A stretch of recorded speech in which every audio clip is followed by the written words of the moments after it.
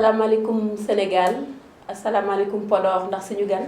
asalaamaaleykum la diaspora ndax ki ñu invité tey du ku ñuy wax kenn ndax ñëpp xam nañ ko El Hadji Baba Maal l'international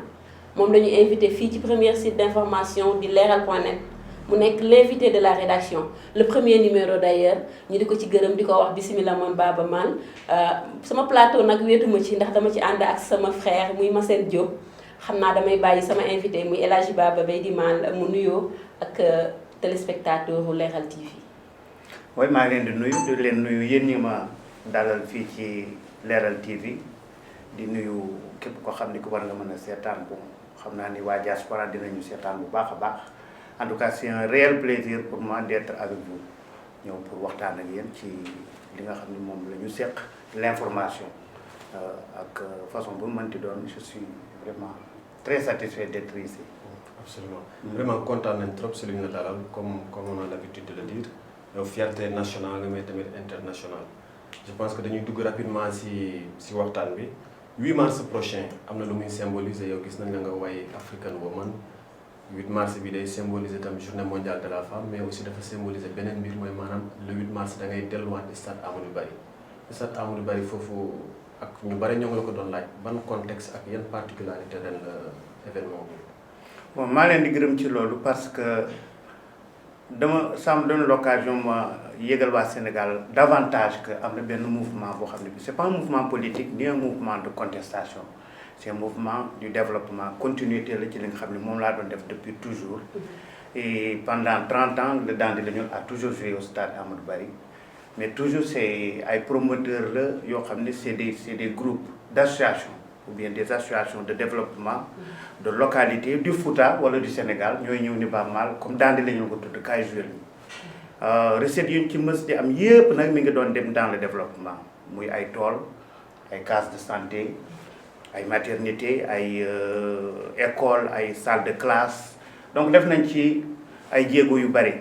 donc su fekkee ne ñu ngi fay dellu pour une autre occasion à la sortie d'un nouvel album souvenir numéro 4 boo xam ne damay dellu dans le répertoire boo xam ne ñu bari peut-être y a des morceaux yoo xam ne accompagné na leen seen vie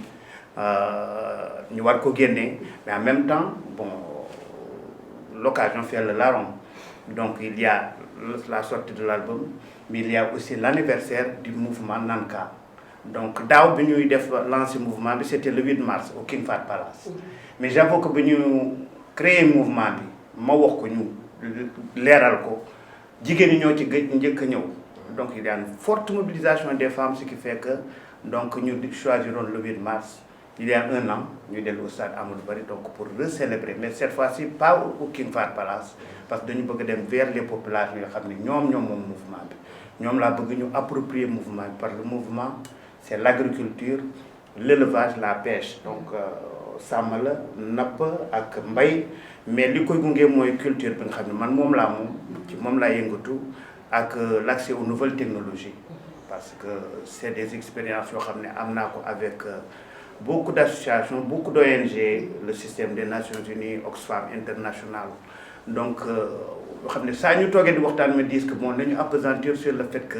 le meilleur cadeau qu'on peut donner à la jeunesse à la génération future bien sûr c'est l'éducation mais en même temps c'est l'accès aux technologies parce que moo leen di permettre ñu efficace mën a compétitif mën a être connecté avec le reste du monde et genre agriculture boobu élevage boobu ak pêche boobu la ñu bëgg a taxawal. Absolument gis nañ ne def nga ay albums internationaux yu bari am nañ ay Traveler wala ay télévision affaire yi mais album Souvenir 4 bi yan particularité la. Souvenir 4 donc c'est benn répertoire la ça va être un double album je peux dire donc xam naa bi yoon damay beral waa Sénégal ak waa mélomanes yi en général loxo parce que y aura benn album boo xam ne bi ce sera que de la musique moderne les morceaux am nañ morceaux yoo xam ne bon peut-être que y a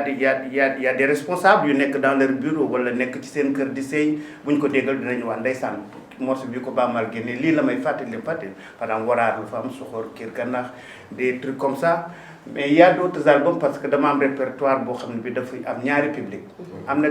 beaucoup de personnes yoo xam ne dañ naan bu noonu suñu sago nga defal ñu musique traditionnelle parce que boo nekkee boo yor sa guitare de musique traditionnelle ak xalam yeeg keeg yooyu c'est là où on te retrouve donc il y aura un deuxième album boo xam ne il y aura que de la musique acoustique traditionnelle musique d'écoute donc de la vraie musique africaine. comme ay Masina Toro yu yàggee. waaw vraiment yooyu ñoom ñooy dem foofu ay Tara des trucs comme ça quoi mais il y a aussi ce sera aussi un voyage en Afrique de l'Ouest parce qu'il y a des morceaux qui sont venus du Mali d'autres de la Guinée d'autres de la Guinée-Bissau donc c'est un voyage pour découvrir la musique traditionnelle de l'Afrique de l'Ouest. donc multiculturalisme africain bi yëpp nga bëgg a génnewaat quoi. oui moom parce que moom lañ may dàkkantelee parce que très souvent quand je vais au Mali les Maliens disent que ñun boo woyee on se dit que tu es sénégalais mais ta voix c'est une voix malienne ma dem en Guinée ñu ne ma soo nekkoon Guinée ngay ëpp chance par exemple on se retrouve avec ta voix bon c'est les influences c'est parce que je suis né à Podor. Podor c'est une ville très cosmopolite donc c'est une ville boo xam ne depuis et je pense depuis des siècles beaucoup d'ethnies de l'Afrique de l'Ouest dañu ñëw dëkk ci foofu parce que ñu nekkoon vraiment pas au centre de l'Empire du Mali mais quand même assez bien placé pour avoir toutes ces influences là donc moi j'ai eu la chance bi may màgg ñu déglu tout de la musique des Bambara des Sérères des Wolof des Halpulaar des Moor qui sont à côté de nous mais même sur le plan aussi de familial je suis connecté avec toutes ces ethnies bon il y a beaucoup de gens yoo xam ne peuvent être très surpris tey donc ma leeral ko fii sama maam bi jur sama ay Xaar Sanor Sarr la tudd donc c'est le séeréer qui ne comprenait même pas le pulaar comme il faut donc kooku su tey je peux dire que je suis quelque part séeréer voilà mais nag néanmoins séeréer samay jàmm voilà gis nañ ni bon way ngay African Woman rendre hommage à la femme sénégalaise wala femme internationale gis nañ tamit am na benn mouvement Nanka. gis nañ tamit ni 65% dañu wax ñu bari ay femmes lañu. yow mouvement boobu ban responsabilité la am par rapport à ta responsabilité citoyenne parce que xam nañ la PNUD ak ngay def ay yeneen affaire ci à travers le monde. responsabilité bi gën a fees moom mooy que ni lépp li ma doon def avec le PNUD di ko def ak Oxfam International parce que jël nañ ma fii boole maag une petite délégation ñu dem sommet G8 bi amoon au niveau de l'Irlande dem sommet Edinburgh jóge fa dem Copenhague mais tout ça yeneen organisation ñoo may jël pour sama li ma leen mën a indil par exemple pour yeggali ñoom seen i mébét yëkkati seen i gis-gis pour mu mën a leer mais je me suis dit après 25 ans ma koy def pour ñooñu di ko def ci àdduna bi jot na nag ma delloo si loolu en comptant avec la collaboration ak ñoom parce que ce sont mes partenaires comme l'État du Sénégal peut être aussi mes premiers partenaires si se retrouvent dans le mouvement Nanka donc dafa jot ma jëlee loolu au lieu may jógee fii di dem defi pour ñoom ñu gunge ma ñëw def ak sama population donc li ma leen lebal ci ay teranga ak si sama temps ak si sama talent ñoom itam ñu accompagner ma parce que aussi bon comme mon orchestre s'appelle le Dandi Leñol très souvent sama communauté ou bien d'autres personnes dañ may interpeller dans beaucoup de domaines ne ma foo ñu mën a jàppale en dehors de li ñuy woyal lan nga ñu mën a jàppale par exemple ci ñu suñuy projet yi nga xam ne ñooy mbay càmm ak kii parce que am na yeneen projet yoo xam ne dañu koy interpeller mais pour man je pense que la base de tout développement dans le monde entier même dans les pays hyper développés c'est l'agriculture l'élevage et la pêche moom boo ci jógee y a la culture nag moom mooy woyeeg taalif yeeg kii yooyu mine de rien Senghor waxoon na ko bon c'est au début à la fin de tout processus de développement dañuy faral di sàggan ñun artistes yi hommes de culture yi hommes et femmes de culture yi mais quand même bu nit ñi delloo si seen xel ni que ni ñun ñooy tàggat doomi aadama yi pour n'importe quel projet war nañu jox suñu place bu mat ci biir société dëgg la parlant de ce groupe boobu muy Nanka muy association bi nga xamee ne dafay liggéey ci wàllum développement bëggoon naa xam ci au niveau du Sénégal ndax sa terroir rek nga ko yemale wala Nanka dafa nekk un peu partout à travers le Sénégal ak kan mooy ki bokk Nanka ak naka la Nanka di servir la population. Très bien question boobu am na solo lool parce que Nanka le nom est pulaar donc ça prête à confusion mais pour taquiner mes cousins les Sérères ak yeneen xeet yi dama leen di wax mais le pulaar c'est une langue internationale c'est parlé dans plus de 20 pays au niveau de l'Afrique. Donc on peut utiliser cette langue pour communiquer avec les autres. Pourquoi pas un nom en pulaar, Oxfam International, c'est des noms, ils ont choisi de le dire en anglais. Donc nous avons choisi notre langue. Donc c'est une façon de booster nos langues nationales. Mais Nanka, c'est vrai que c'est un mouvement de développement qui s'adresse à tout le monde. Même pas seulement aux Africains, mais même dans le monde entier. Si des Brésiliens, par exemple, nous sommes en agriculture, élevage, pêche. Parce que maintenant tout le monde voit tout. Donc nous devons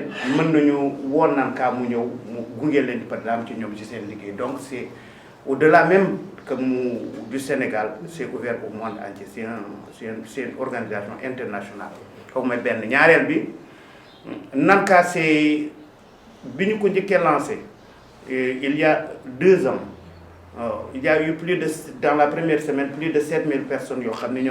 inscrire adhérer à Nanka via internet, d'où on peut quand même dire que la technologie, les nouvelles formes de communication sont très très importantes, mais nous ñëpp duñu ay Haalpulaar. Donc la majeure partie ñoo xam ne dañu gëm développement ne en tout cas su dul politique ñun ba mal dañ yàgg nañ la dégg yaa ngi yëngatu ci développement, donc on te rejoint. C'est pour dire que ni le mouvement la boo xam ne bi c'est pour tout le monde. C'est pas seulement pour la communauté pulaar, mais c'est n'importe qui. D'ailleurs bi ñuy def la première tournée, la première sortie, on a commencé par Yoff. mu jógee fii dem siyaare ji ki nga xam ne ki moom mooy ci ñi fa toog ci kër Seydina Limaamu tàggu leen parce que ñoom itam dañu bokk ci communauté lébu laayeen yi donc laayeen itam ay nappkat lañu donc c'est des pêcheurs donc napp gi ñëw na jógee foofu aussi man maa ngi dëkk au niveau de Yène de Toubab Dialaw de Mbunk donc foofu ci samay mbokk lébu yi ñoo nekk foofu et je leur tends la main pour dire que ni bon, la pêche, c'est pas seulement la pêche au bord du fleuve. La pêche, c'est la pêche dans toute sa forme. Absolument. Si nous avons Manford & Son, nous avons un apport de collaboration sur le plan musical et développement durable. Ce partenaire international sur ce projet. Manford & Son, c'est beaucoup plus musical. Mais musical, donc nous devons essayer de côté culture. Parce que c'est un jeune groupe. Mais c'est un groupe très populaire au niveau de l'Angleterre, très connu aux États-Unis et au Canada. Pour nous jouer, c'est devant au minimum 50 000 personnes, au maximum 60 000, 80 000 personnes. Donc, moi, je connexion à cause de... C'est musique folk anglais. Donc, moi, je suis un festival où nous avons invité par qui nga xam ne moom mujj produire sama album Traveler muy Johan Hugo ne ma il faut que nga ñëw gis ces musiciens là parce que ils utilisent beaucoup d'instruments traditionnels ay banjo ay violon des trucs comme ça alors que musique moderne actuellement dans le ci ay électronique yooyu dañu kii donc ça m'a beaucoup fasciné bi mu leen gisee je les ai invités nañu ñëw découvrir le festival Les Blues du Fleuve. Il y en a un d'entre eux Winston bi joue banjo et qui chante moo ñëw. Ça a été un choc pour lui, le Sénégal. Et c'est à partir de là-bas du festival que le Newton commence à déclarer sur l'album Traveler. Parce qu'on parlait tellement de voyages que nous avons pour la première fois en Afrique. Vous voyez que c'est Dakar, dans une journée, tu as tellement de couleurs, tellement d'odeurs, tellement de sons qui arrivent vers toi, tellement de bruit, mais tout cela devait les fasciner parce que amour fofo. Donc lolu ci lañ doon wax ba commencer bind les titres de l'album Traveler. Bi ma ñibé donc mu raconte que net ni ko ñeneen ils sont tombés fous du Sénégal. Et jusqu'à présent ils sont tombés amoureux fous du Sénégal. Donc ñu commencé collaborer bind ay chansons yo xamni peut-être sama album wala sen album mais finalement yépp dem sen album et on a tourné ensemble durant l'année dernière. On a fait plein de dates. On a sorti l'album, mais il y a un projet spécial. Je l'annonce en direction des artistes sénégalais, des artistes de l'Afrique de l'Ouest. Nous, ils ont le désir de venir en Afrique du Sud, de venir au Sénégal. Pas avec Baba Man, mais avec la jeune génération, surtout de la musique urbaine. Liguer nous. On est une porte pour que nous nous davantage dans le monde. Parce qu'on est parti en Afrique du Sud. En 2 jours, on s'est enfermé ci studio SIBC, le studio numéro 1 de Johannesburg, de la télévision, radio-télévision sud-africaine. Et on a enregistré 4 titres d'affilée avec des artistes de l'Afrique du Sud, du Malawi, Man et Nyom, donc, et on a sorti un album qui s'appelle Johannesburg et aussi qui, Bimougene, a eu beaucoup de prix. Donc, voilà, donc c'est ça qu'on veut faire ici au niveau du Sénégal. Par rapport au développement, peut-être sur le plan musical, non, mais ça, on va laisser ça venir naturellement. Moi, je suis sûr que nous avons fait. Et je le sais, par exemple, les blues du fleuve. Et c'est bien qu'on en parle aussi. Les blues du fleuve, je l'ai fait, je l'ai monté, accompagné par les populations du Fouta, les populations de Podor qui sont appropriées blues du fleuve. Mais l'occasion des blues du fleuve, lu tax ñu def ko du dara pour ubbi benn fenêtre pour nit ñi mën a ñëw ci localité boobu ñëw Sénégal gis opportunité agricole ak yeneen i liggéey yoo xam ne nañ ko def donc bépp artiste bu fa ñëw je te laisse le libre champ yow yaa xam ñan ngay dajal ñan ngay rencontrer ñan ngay waxal pour nouer des partenariats ci yeneen domaines. Donc ñoom bu ñu xasee ba ñëw c'est sûr qu'ils seront intéressés de vouloir faire quelque chose avec les gens du terroir. wax nga ko sànq muy les blues du fleuve d'ailleurs man su ma xamee Baaba Maal c'est à travers les blues du fleuve parce que dem naa Podor assisté naa et j'ai vu brassage culturel bi blues du fleuve di indi. Ça fait longtemps, à quand les blues du fleuve, mais également su ñëwaatee parce que gis nañ que ni d'ailleurs vous vous rappelez de cet Américain avec qui on a un peu eu à travailler. Lan le blues du fleuve di indi de nouveautés par rapport à la culture même également par rapport à son terroir et le développement. Merci beaucoup. En tout cas maa lay invité waat davantage invité sa équipe yëpp pour blues du fleuve bii di ñëw. Inch'Allah rabbi xam nga dafay voyager. jógoon Podor dem à Demet et Bogué. bi yoon day dellusiwaat au niveau de Podor suy dellusi au niveau de Podor nag dafa am benn opportunité bu ci am daaw jéeg dama indi une équipe vraiment professionnelle ak seeni caméra fay leen li ci war ànd ak sama maison de disque Palm Pictures Island Record ñu filmer les blues du fleuve et je dis vraiment merci aux populations de Podor waa Ngawle ak ñeneen yëpp vraiment ils ont bien représenté culturellement suñu terroir ak le Sénégal ak la Mauritanie donc film boobu dañu dem ñu monter ko def ko benn film professionnel boo xam ne du film documentaire mais un vrai film d'ailleurs peut-être même festival de Cannes dina ko wane parce qu'ils sont intéressés et là actuellement boo duggee ci avion yi nga dugg par exemple Emirates ngay dem Dubaï wa nga dem feneen waa Emirates jënd nañ film bi donc ak yeneen compagnie jënd nañ film bi et puis il y a d'autres festivals de films dans le monde entier yoo xam ne bëgg nañ jël film bi donc toutes ces retombées nee naa waa organisateurs yi ak samay partenaires toutes ces retombées maintenant on va les prendre population bi nag ñoom ñoo xam seeni soxla par exemple xaalis boobu bu yegsee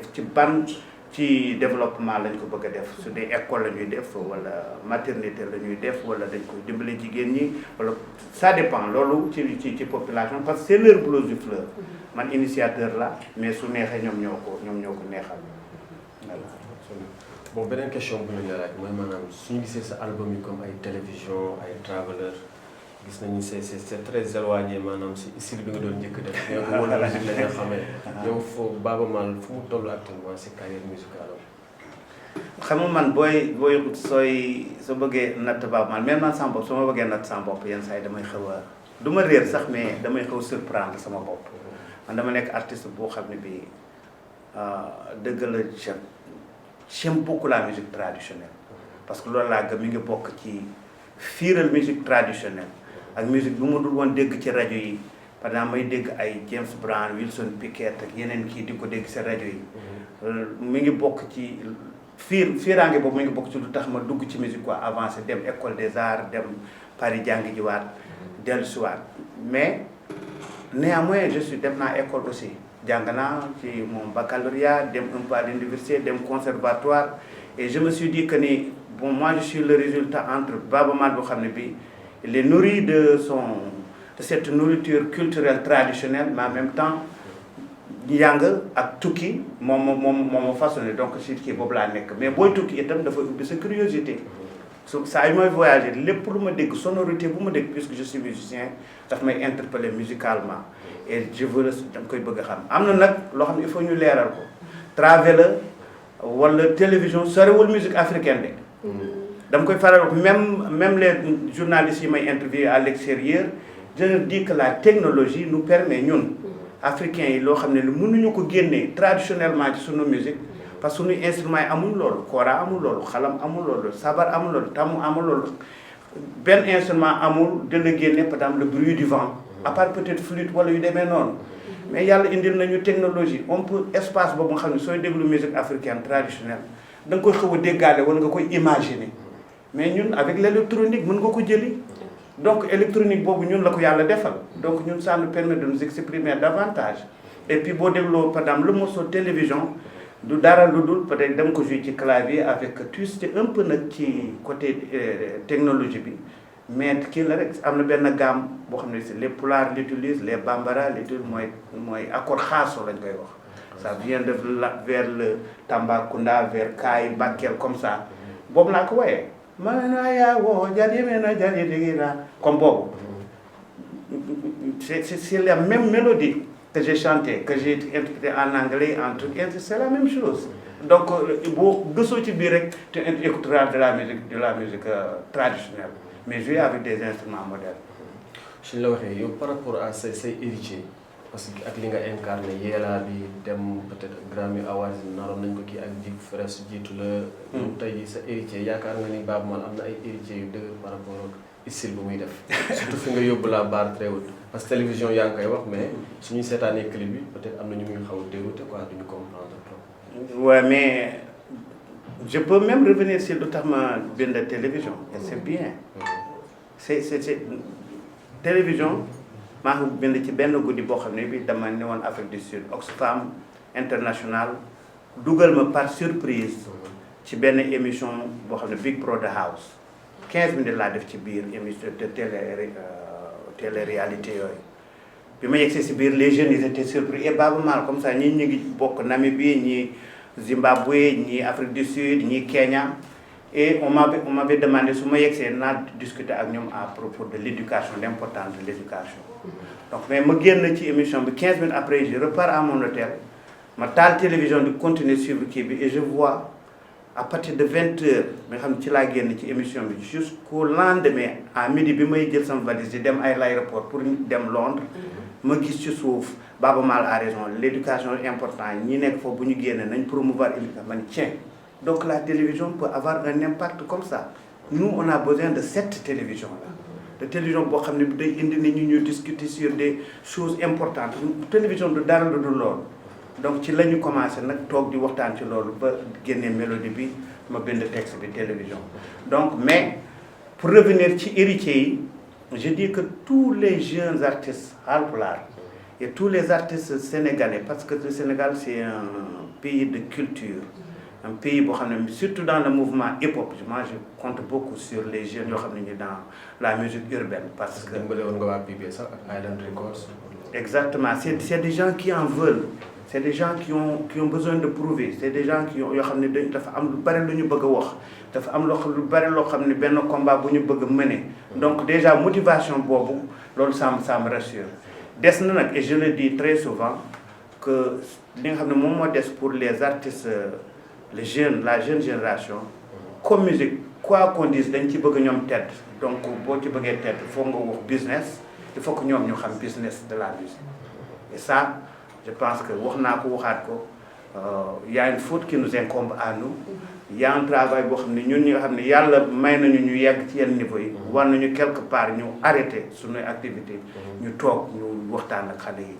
yi yee leen ci ñun su expérience yu ñu am wax leen kan mooy kan dans le métier ça fait que ñoom bu ñu ci duggee danañ xam li leen yàlla mooy seen talent naka lañ koy mën a utiliser ba mën ci génn mën ci am quelque chose delloo si ko au niveau du Sénégal loolu ñun avec le ministère de la culture le gouvernement nos administrations ñun res mag ñi ñu ñoo ko war a defal xale yi pour jàppale leen parce que quelque part dañu jàppale. parce que suñu gisee comme li ngay wax ci business bi suñu gisee musique Nigéria musique urbaine bi ngay wax noonu dafa mel na damel le pion presque musique africaine yi bari sur le plan du business est-ce que yéen parfois jàpp leen ni am nañ benn retard par rapport ak loolu.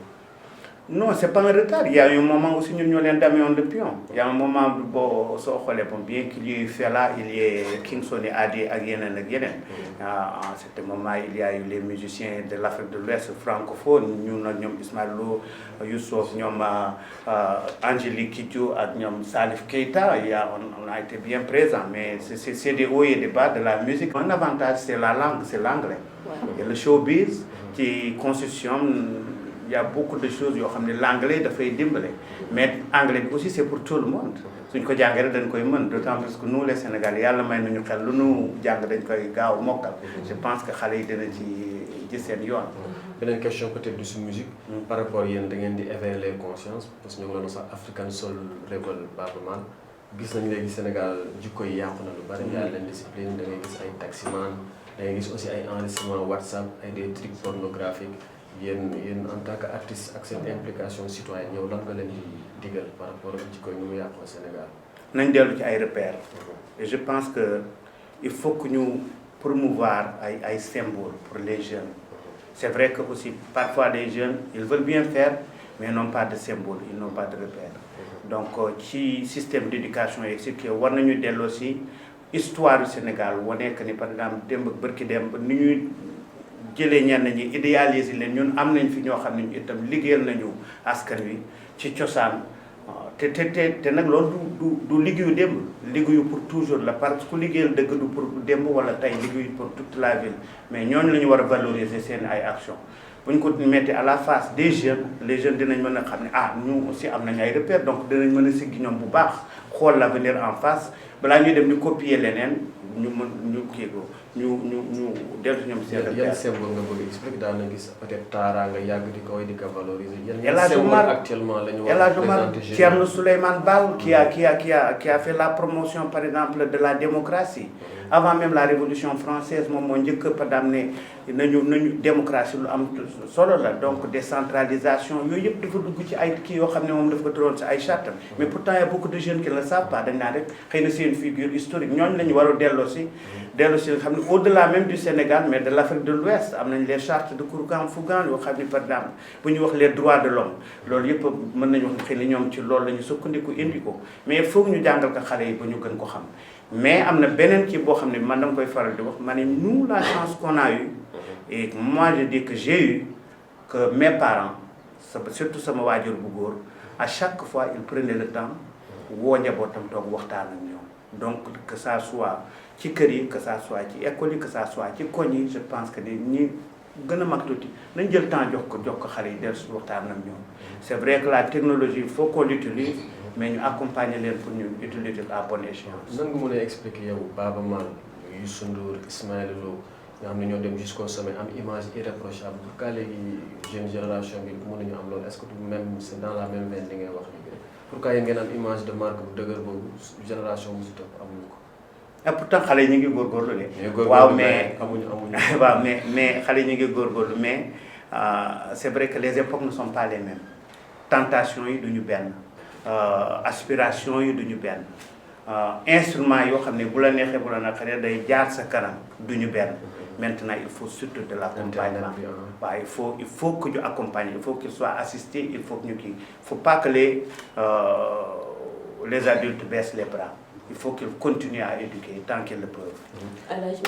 man xam naa sama question damay retourner ci musique damay wax Dande la ñoon plus de 30 ans de musique ngeen def évolution am ñu fi nekkoon am ñu fi jógee boo doon def 4 qualificatifs le groupe Dande la ñoon ak la musique de Baaba Maal lan lay nekk. dafay dellu si benn qualificatif bu njëkk bi mooy c'est une famille. une famille mais une famille boo xam ne aussi dañuy waxtaan ku nekk am na loo bëgg ku nekk am na loo bëggoon a def loo doon say mébét ñii dem nañu ñii des nañ fi mais loolu moo continuer mébét boobu parce qu'on l'a toujours eu ensemble. Mais aussi dama beneen kii bi may def mooy je dirais merci aux musiciens de Dande la ñoon xam nga maa ngi wax léegi stade Amadou Barry mais mën naa wax aussi au niveau du Fouta parce que musiciens Dande la ñoon yi dañu nekk ñoo xam ne ñii dañuy jógee Sénégal dem Hollywood Bowl par exemple à Los Angeles jouer fa dem Australie dem partout dans le monde mais saa ñu dellu see bu ñu teg seen bagage ci guddi gi seen i kër le lendemain ñu gaare leen oto ñu ñëw leen ñu dem Fouta xam nga bu doon ñenn ñu ñoo bañ duñu ko def te saa yi bu ñu demee Fouta dañu bu njëkk ba dañ daan jouer ñaari fan ci dëkk fekk ay groupe électrogène la mais tellement dañu gëm que ni au début dama leen wax ni Baaba Maal c'est vrai que la musique est commerciale quelque part mais Baaba Maal c'est un projet culturel ak bu benn xeet ñu dul pulaar sax dañu dem ba gëm loolu ba di ma ci jàppale donc loolu bu ma demee ba léegi am mën na sigg ci sama biir xeet man naa wax ni ñoom ñi ma bokkulul xeet vraiment ñoo ma gën a jàppale maa leen di remercier bu baax a baax parce que j'ai compris que ni lii si doomu aadama yi la jëm kooku mooy beneen qualificatif bi beneen kii bi mooy que ni il faut que nit ñi nag rendre à César ce qui appartient à César des fois faut pas faire de fausse modestie musique sénégalaise ñëpp indi nañ ay apport ne la daangi la ñoo am na li mu indi na gën a fësal musique traditionnelle ci espace moderne bi indi na aussi par exemple travailler sur la scène ay chorégraphie parce que ñu si gën bari ñu ngi jóge ci ay troupe théâtrale mais bi ñu ñëwee dañu concevoir un concert avec 2 heures de temps yoo xam ne ki nit ki day toog déglu musique seetaan chorégraphie gis yëru yu rafet yu ñu brodé mbubb yeeg yi avec beaucoup de danse avec beaucoup de kii calebasse layu yeeg tout ça utiliser ko pour vendre le Sénégal ba léegi ñëpp ñu koy def ça dans la ñu faut dire quelque part à part le ballet du théâtre national Daniel Sorano ñoom ñoo ko indi donc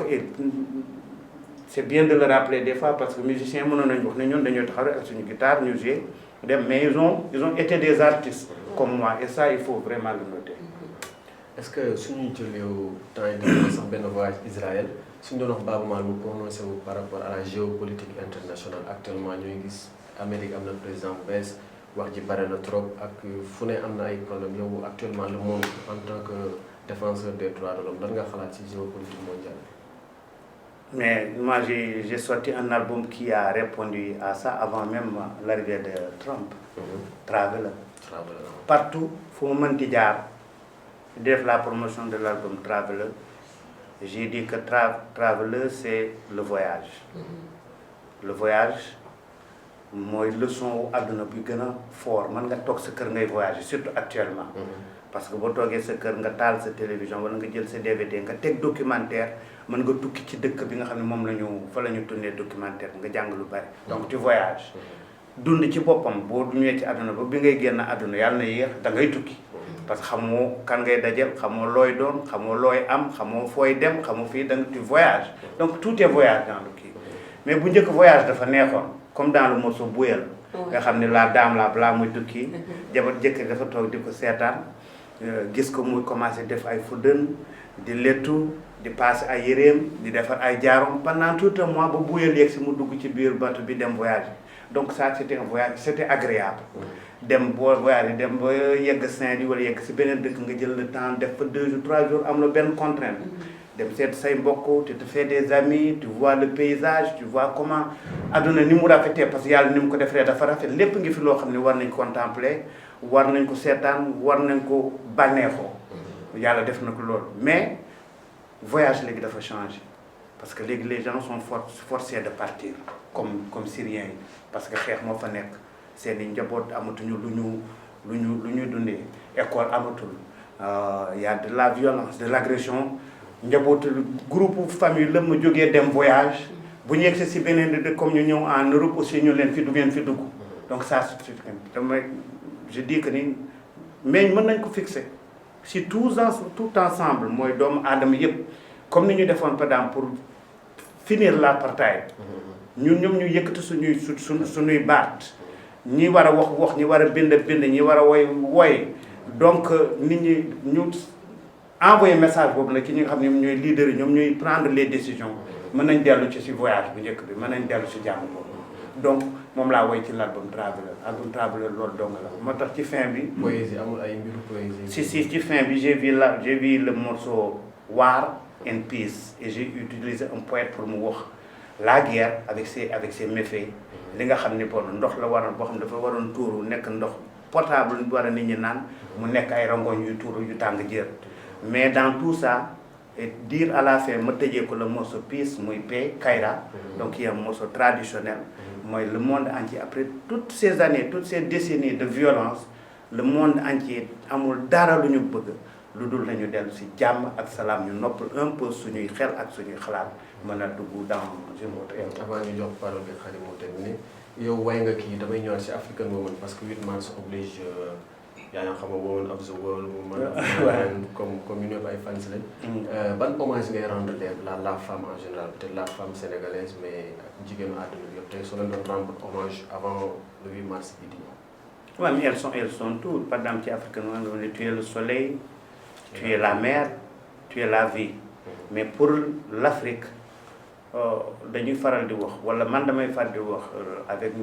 sama xarit Angélique Diop dañuy faral di wax que ni y a deux énergies yoo xam ne dañ leen war a pousser war leen bañ a bàyyi ñu nelaw. benn bi c'est la jeunesse africaine qui malgré les difficultés malgré problème yu ñuy am yëpp la jeunesse africaine ne baisse jamais les bras les jeunes africains ne baissent jamais les bras et ça c'est une force parce que bu doon yenn place yi gars yi bu leen da tuuti daree rek dalee nga gis padam ñu baisser les bras mu jur leneen mais fii tout le temps les jeunes continuent à essayer donc ñooñu c'est une force mais beneen force bi c'est les femmes il faut qu'on l'accepte nous les hommes padam ñoom capacité bi ñu am ñoom même ci seen yi ñu leen di critiquer yenn su faay naan dañu mën a càkkaay ay sabar ay kii bu ñu nee dañ koy def et on a besoin de mobilisation on a besoin d'être ensemble di yëgoo bu ñu nee ñoom demee na ñëpp sol tel yére ñoom ñëpp koy dem wuti ji même kii bi et tu les vois c'est joli à voir mais loolu symbolise lu dul dara mooy quelque chose malgré li ñu leen wax yëpp déggoo lay symboliser et ça c'est la femme africaine et ça faut pas que quelque part par exemple sur le plan politique économique ak social ñu bàyyi leen ñu jiitu quoi parce que au moins am nañ quelque chose boo xam ne nous on a perdu ça. est-ce que am na ay tur yu ñëw si sa xel su ñu waxee jigéenu Sénégal wala jigéenu monde ñi nga xam ne marqué nañ la vraiment comme ni ñuy cité parfois Mandela. Penda Sarr ci nawle ñu bari dañ koy wax sama maam la. la charité bien ordonnée commence par waaw. Penda Sarr ci nawle Njëmboon Mbodj ca Waalo Aline Toye Diatta Casamance mais aussi y a des femmes modernes yu nekk fi yoo xam ne ku ci nekk Fatoumata Sall Ñeewa c'est des dames c'est de grandes dames yoo xam ne dañu gëm liggéey par exemple c'est quelqu'un koo xam ne kii dafa ñëw nekk sama xarit jàppale ñu mais dama damay conseil ci liggéey damay conseil looy def na set looy def na baax mooy Fatoumata Sall Ñeewa donc dafa am waaw exactement et elle a beaucoup d'associations de femmes yi muy dimbali te leen di dëj naa leen yéen da ngeen war a gëm seen bopp waaw ngeen bañ a xaar dara ci kii bi ngeen war a organiser seen bopp li ngeen am ngeen fekk yéen a ko mérite yéen a ko ñàkk donc ça c'est des symboles on a même des symboles yoo xam ni symbole léegi la waxtaan ak El Hadj Baba Maal benn émission du ci doy xam naa ni yéen waa Leral TV soo leen sañoon mu nekk toute une journée wala tout un mois waaye du yem ci benn damay bàyyi El Hadj Maal mu tàggoo ak sama mbokk tukulóor yi sama jaam yi tey sama jaam yi doon en Haalpulaar ñu doog a tëj émission bi eyyi bandiraɓe sehilaɓe gonɗen ko Leral TV soko Allah min Baba Maal mi dañi hannde weltare mawde jooɗade ɗo henna nde tawno yewtere nde wona haydara so wona siftinde Baba Maal holmo woni Baba Maal holɗo hucci kadi artir kadi hakkillaji yimɓeɓe eko fate hono le 8 mars ganda ko debbo mawninte kadi ene fotte jaltugol hono lefol moɗon malla leppi ɗiɗi e gotol woni souvenir numéro 4 ɗum noon vraiment mbeɗa wiya goto e moɗon foof yo dar Leral TV mais en même temps yo ar notade min ñande le 8 on jarama on jaaraama El Hadj Baba Beydi Maal yéen tamit jërë jëf yéen ñii di safoo di seetaan seen premier site d'information muy leral.net di leen jox dig daje ak beneen invité de la rédaction ci beneen émission